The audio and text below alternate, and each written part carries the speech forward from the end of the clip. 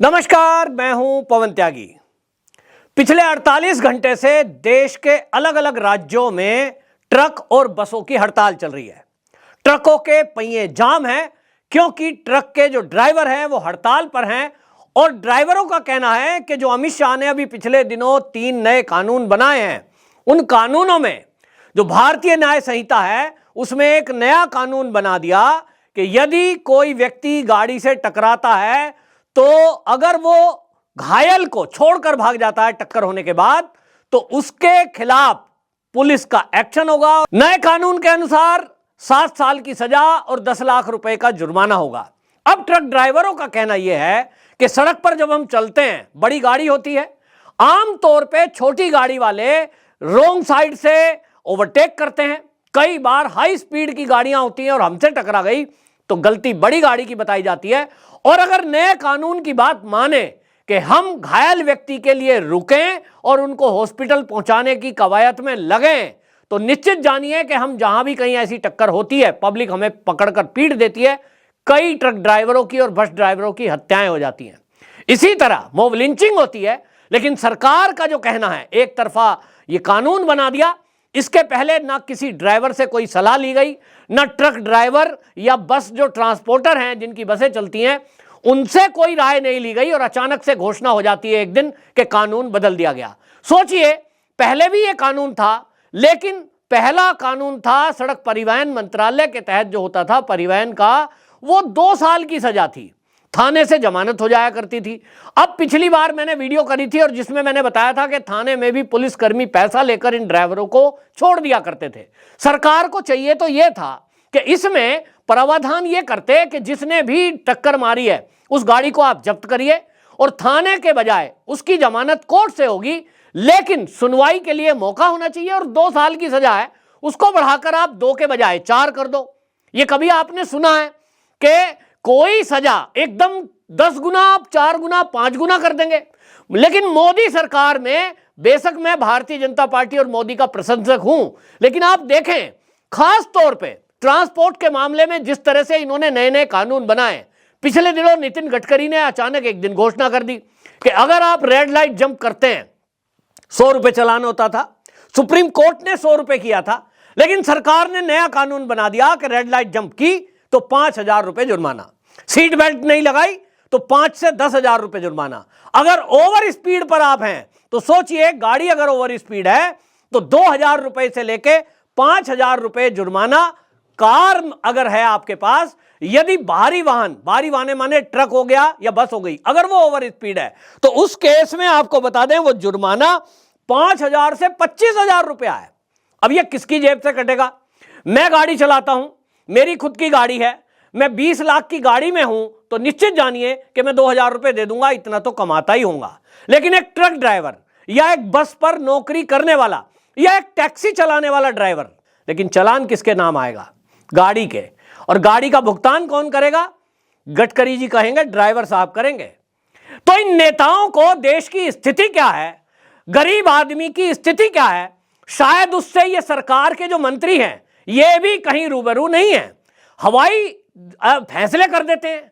आप 100 रुपए का चालान रेड लाइट का था, भाई 500 कर देते। ओवर स्पीड में आपको 500 रुपए का चालान होता था, आप 500 का 1,000 कर देते। लेकिन आप सीधा उठाकर उसको 5,000 कर देंगे। कि इसका नतीजा क्या हुआ? इसका नतीजा यह हुआ कि अगर कोई ओवर स्पीड पर चल रहा है, पुलिस वाले ने रोका, हाँ भाई कैमरे में आया था, आ जाओ इधर, अभी देकर 500 रुपए रिश्वत में छूट रहा था, अब उसको लगता है कि 5,000 रुपए देने पड़ेंगे। पुलिस भी आधे आधे में फैसला करती है तो 2,500 रुपया जेब में गया। मेरी जेब से 2,500 गया, लेकिन पुलिस वाले की जेब में वो 2,500 आया।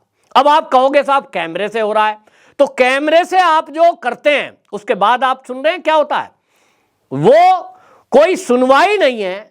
कोई मरीज को लेकर जा रहा है, किस स्थिति में जा रहा है, वो बात कहां रखेगा? आपने उसके घर चालान भेज दिया, वो अब मैसेज आ जाता है, आजकल भुगतान करिए, लिंक भेजा जा रहा है, कोई सुनवाई नहीं है। आप कहेंगे साहब उसके लिए 3 महीने में एक बार लोक अदालत लगाई जाती है। तो लोक अदालत की स्थिति मैं बताता हूं, क्योंकि मैं खुद भी भुक्तभोगी हूं कि जब लोक अदालत लगी हो, जरा ट्राई करें, अगर आप उस पर लिंक में क्लिक कर पाएं और आप उस पर रजिस्टर कर पाएं तो कह देना कि साहब हो गया। इस तरह का नेक्सस है कि वहां एक नेक्सस काम करता है कि वहां लिमिटेड ही लोगों की रजिस्ट्री होती है, रजिस्ट्रार होते हैं, मतलब आप रजिस्टर कर पाएंगे लोक अदालत के लिए, और उसके बाद आप खुद भी जा सकते हैं वैसे, लेकिन वकीलों का एक जाल है। अब इन जंजालों में फंसे तब आप कहीं अगर किसी मरीज को ले जा रहे हैं, हो सकता है कोई डॉक्टर ही हो, अपनी गाड़ी ड्राइव करा रहा है और वो करते हुए तेज जा रहा है क्योंकि उसको किसी पेशेंट को देखना है, हॉस्पिटल जल्दी पहुंचना है। इन बातों की बात करने के लिए कहां जाएगा वो? कोई सिस्टम नहीं है साहब। अब ये सिस्टम में आप कानून बनाते हैं तो इतना तो ध्यान रखें कि आप किसके लिए बात कर रहे हैं। ट्रक ड्राइवरों को मैं सोच रहा था कि यह हड़ताल गलत की है, कोई भी हड़ताल इस तरह की ठीक नहीं है, और जहां कांग्रेस की एंट्री होती है वहां लगता है कि कहीं ना कहीं कोई एक षड्यंत्र किया जा रहा है। राहुल गांधी अभी विदेश से लौटकर आए हैं। राहुल गांधी इस ट्रक हड़ताल में भी एंट्री कर चुके हैं, क्योंकि ये जो ट्रांसपोर्ट एजेंट है, ट्रांसपोर्ट एजेंसियां जो चलती हैं, इनकी जो यूनियन है, अब उसमें एक सबसे बड़ी यूनियन है, वो है all India motor transport Congress. Congress के लोग हैं, कांग्रेस से जुड़े हुए हैं। यूं तो भारतीय मजदूर संघ और आरएसएस की जो यूनियन है उससे भी लोग एफिलेटेड हैं और जुड़े हुए हैं। सरकार की मंशा बिल्कुल ठीक थी कि ये जो घायल हैं इनको हॉस्पिटल तक ले जाया जाए ताकि इनका इलाज हो जाए, इनकी जिंदगी बच जाए।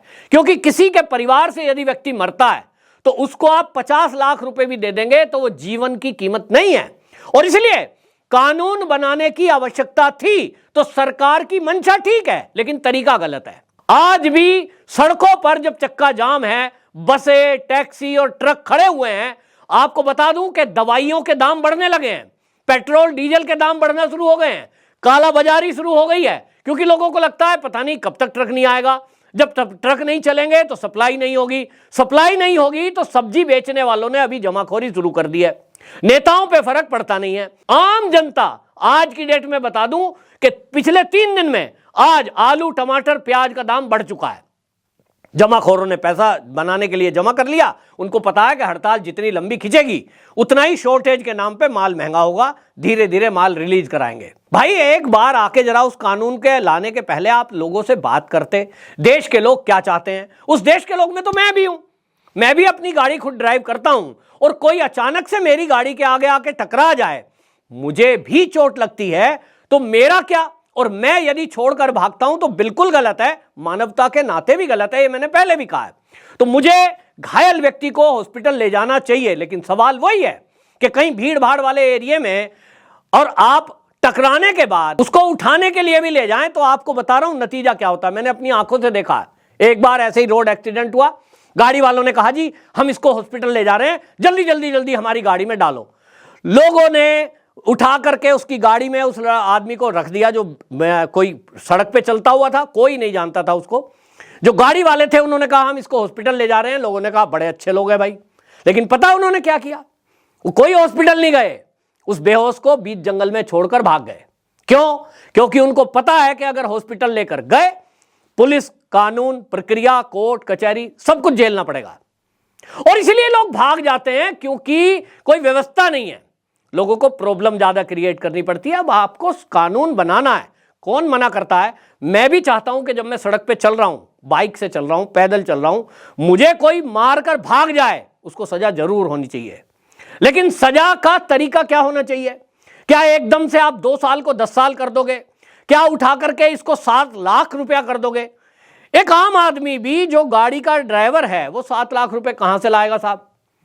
मकान बेचेगा, किडनी बेचेगा, खून दे बेचेगा है, क्या बेचेगा? वो एक बड़ा सवाल है, और इसीलिए सरकार को इस पर चिंतन करना चाहिए। मेरे बहुत सारे ऐसे मित्र हैं जो खुद की गाड़ी चला रहे हैं और आज वो चिंता में हैं।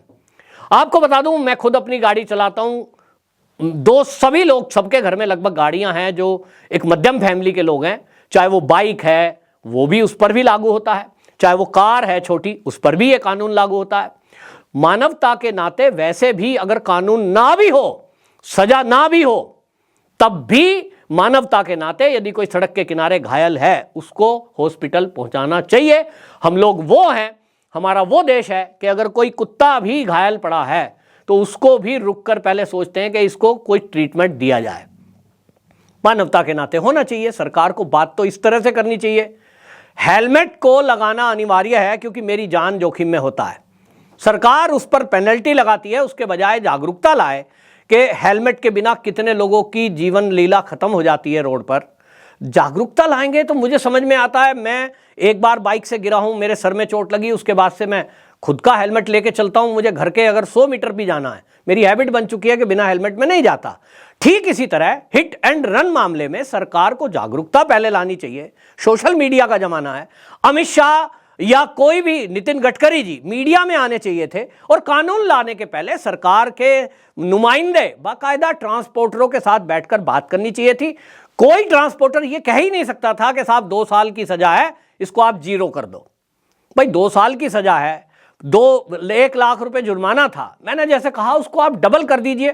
2-4 साल बाद, 1 साल बाद फिर बढ़ा देते। आप 2 साल को उठा के 10 साल कर दोगे और 10 लाख जुर्माना कर दोगे। उसके बाद ये हड़ताल होगी और जनता आम परेशान होगी। नेता लोग हैं, ये तो हवाई जहाज से और हेलीकॉप्टरों से उड़कर एक से दूसरी जगह पहुंच जाते हैं, इसलिए शायद इनको जमीनी हकीकत नहीं पता चलती। हालांकि पता यह लगा है कि गृह मंत्रालय में एक हाई लेवल मीटिंग चल रही है। इसलिए मैं ट्रक भाइयों की तरफ से और सभी जो गाड़ी चलाने वाले हैं उनकी तरफ से ये कहना चाहता हूं सरकार से कि वो जागरूकता लाए, कानून के बारे में विस्तार से बताए। और जहां तक है, फिलहाल तो अभी आपको इस कानून में कटौती करनी ही पड़ेगी। हालांकि संसद से पास हो चुका है, अब कैसे इसमें अमित शाह करते हैं, लेकिन जैसे हमने देखा कृषि बिल में भी ये कानून वापस लेने पड़े थे। 2024 का लोकसभा चुनाव सर पर है और मैंने आपको बता दूं, एक्सपोस्ट पर लिखा है कि इसमें कांग्रेस और कम्युनिस्टों की एंट्री हो चुकी है। भारतीय जनता पार्टी और ये केंद्र सरकार इसे हल्के में ले रही है, लेकिन ये बड़ा विकराल रूप आंदोलन के रूप का ले सकता है। और भारतीय जनता पार्टी के लिए, केंद्र की सरकार के लिए, जब राम मंदिर के उद्घाटन का मौका आ रहा है, ऐसे में देश का माहौल खराब करने के लिए कुछ सामाजिक असामाजिक तत्व इस हड़ताल के बीच में घुसकर देश का माहौल खराब कर सकते हैं। इस बात की गंभीरता को सरकार को समझना चाहिए, तत्काल इस पर एक्शन लेना चाहिए ताकि हड़ताल खत्म हो। और यह मुद्दा गरीब लोगों से जुड़ा हुआ है। आपको बता दूं कि इस देश में 90 लाख ट्रक ड्राइवर हैं। और आपको एक चीज और बता दूं मैं चलते चलते, 90 लाख में एक सर्वे हुआ है, 40 लाख ड्राइवर जो हैं उनकी आई साइट खराब है। कोई मालिक ध्यान नहीं देता, दिन रात पेले रखते हैं इनको। किसी को दूर की दृष्टि है, किसी को पास की दृष्टि है। इनका एक कैंपेन चलाना चाहिए सरकार को और इनकी कम से कम आई साइट तो चेक करना ही चाहिए। सबसे खतरनाक बात यह है, सरकार उस पर ध्यान देने के बजाय इस तरह के एक तरफा कानून बना देती है। ट्रक ड्राइवरों की भी बात सुननी चाहिए, वो भी हमारे देश के नागरिक हैं। एक बहुत बड़ी संख्या है, 90 लाख तो खाली ट्रक के ड्राइवर हैं, जिसमें आपको बता दूं कि कम से कम इतनी ही संख्या ऐसी है जो बसों के ड्राइवर हैं। और इसके अलावा टैक्सी ड्राइवरों को अगर मिला दें तो ये संख्या कई करोड़ों में बैठेगी। तो सरकार जब गरीबों की है और गरीबों की बात करती है तो इस पर भी ध्यान देना होगा। आपकी क्या राय है, कमेंट बॉक्स में जरूर बताएं। वंदे मातरम।